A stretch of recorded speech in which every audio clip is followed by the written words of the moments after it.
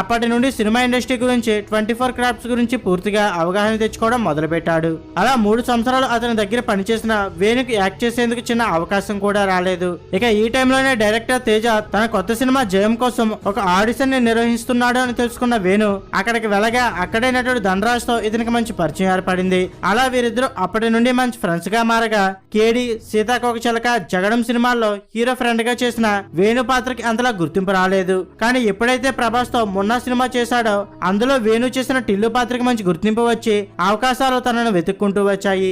అలా తర్వాత టక్కరి, గొడవ, కంత్రి, సిద్ధు ఫ్రమ్ శ్రీకాకుళం, ఆది విష్ణు, దొంగల బండి అని 50 సినిమాలకు పైగా యాక్ట్ చేసిన తనకు కేవలం 2 లేక 3 రోజులుండే పాత్రలే రావడంతో వేణుకి అంతలా మనీ గాని ఫేమ్ గాని రాకపోయేసరికి ఆలోచనలో పడ్డాడు. ఇక అలా ఈ టైంలోనే మల్లెమాల ప్రొడక్షన్ వారు జబర్దస్త్ అనే ప్రోగ్రామ్ ని స్టార్ట్ చేశారని ధనరాజ్ ద్వారా తెలుసుకున్న వేణు అక్కడికి వెళ్లి ఆడిషన్ ఇవ్వగా అప్పటికే వేణు 100 సినిమాల్లో యాక్ట్ చేసి